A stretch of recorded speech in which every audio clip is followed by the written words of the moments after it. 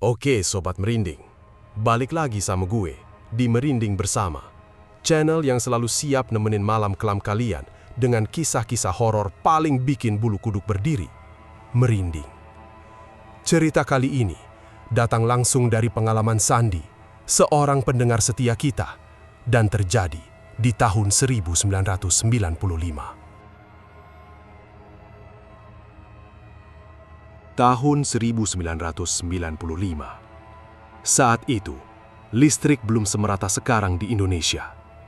Cerita ini bermula dari seorang pria bernama Sandi yang baru saja ditugaskan perusahaannya di sebuah kota yang kita sebut saja Kota X.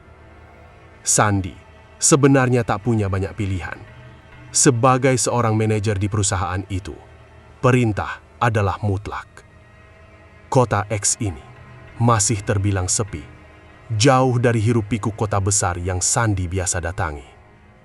Perusahaan bahkan menyediakan rumah kontrakan gratis untuknya, sebuah fasilitas yang lumayan menggiurkan saat itu.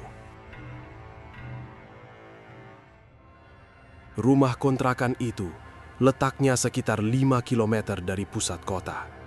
Meski begitu, suasananya jauh dari kata ramai, lebih mirip perkampungan sunyi yang terhampar luas. Untuk menuju rumah itu, Sandi harus melewati sebuah jalan yang di depannya berdiri sebuah gapura tua. Dari jalan raya utama, ia perlu melintasi perlintasan kereta api. Barulah gapura itu menyambut, seolah menjadi gerbang menuju dunia lain. Tak jauh dari gapura, sekitar 1 kilometer lebih sedikit, ada sebuah pohon beringin besar yang menculang tinggi, akarnya menggantung seram. Di sebelahnya, terhampar lapangan luas, seringkali dipenuhi anak-anak muda yang bermain sepak bola di sore hari, atau anak-anak kecil yang tertawa riang mengayun di ayunan tua. Rumah kontrakan Sandi sendiri berada di dalam sebuah gang kecil lagi. Letaknya persis di tengah-tengah gang. Di gang itu juga ada sebuah musola kecil, tempat warga berkumpul untuk sholat. Zaman itu, dakwah memang belum semasif sekarang.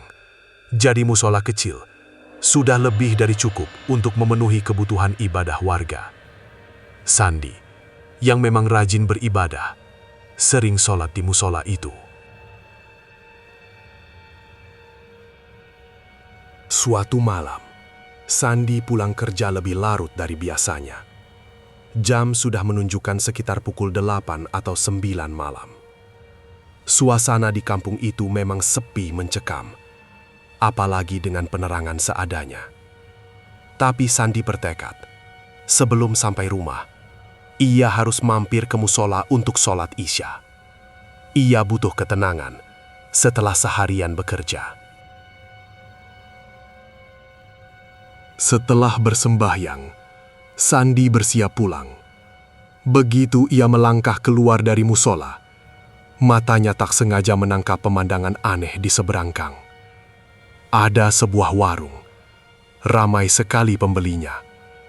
Padahal, Sandi belum pernah melihat warung itu sebelumnya. Ia memang jarang shalat maghrib atau isya di musola ini, karena kesibukannya sebagai manajer. Rasa penasaran menyelimuti Sandi.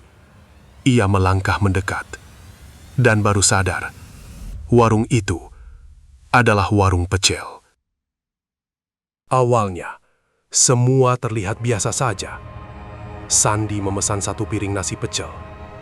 Tadinya ia ingin makan di tempat, tapi karena sudah terlalu malam, ia memutuskan untuk membungkusnya saja.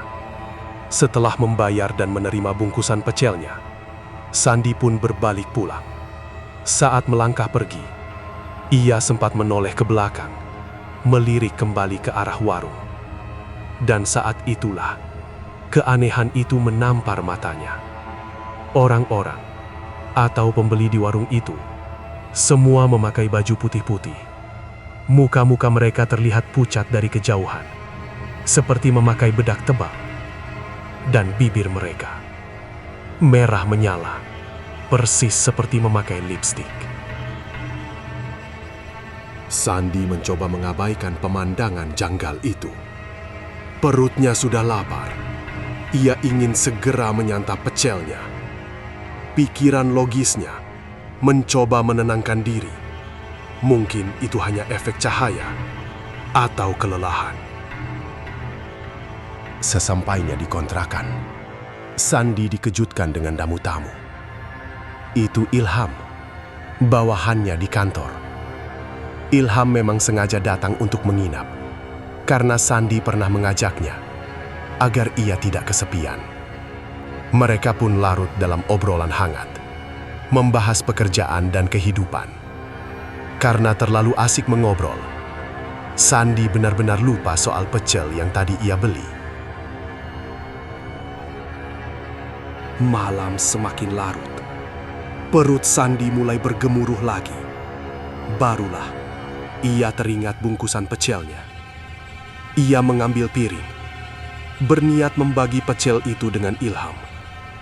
Begitu bungkusan plastik dibuka, dan isinya mulai dituang ke piring, mereka berdua kaget bukan main. Mata mereka membelalak, napas tercekat di tenggorokan. Tanpa sadar, piring berisi nasi pecel itu terlepas dari tangan Sandi, jatuh dan pecah berkeping-keping di lantai. Isinya bukan nasi pecel.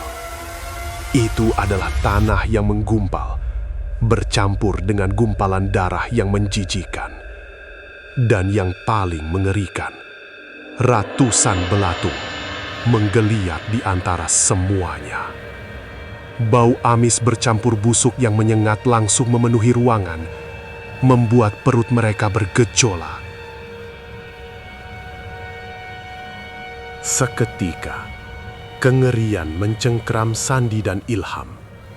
Mereka saling pandang dengan wajah pucat pasi. Tanpa banyak bicara, mereka bergegas mengunci pintu rumah kontrakan, memastikan tak ada celah sedikit pun. Lalu, mereka berdua buru-buru masuk kamar.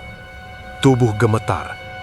Pikiran mereka dipenuhi bayangan warung pecel yang ramai itu, dengan pembeli berbaju putih, wajah pucat, dan bibir merah menyala. Malam itu, tidur nyenyak hanyalah sebuah kemewahan yang tak mungkin mereka dapatkan. Gimana, Sobat Merinding? Merinding kan? Ini baru permulaan dari kisah-kisah menyeramkan yang bisa kalian temukan di Merinding Bersama. Menurut kalian, warung pecel itu sebenarnya apa? Dan siapa sebenarnya orang-orang berbaju putih dengan wajah pucat itu? Coba deh, kalian punya teori apa? Jangan lupa ya, like, komen, dan subscribe channel kita ini, biar kalian gak ketinggalan cerita-cerita horor lainnya yang dijamin bikin bulu kuduk kalian berdiri. Sampai ketemu di episode berikutnya. Dan ingat, jangan coba-coba makan pecel tengah malam di tempat yang baru kalian lihat.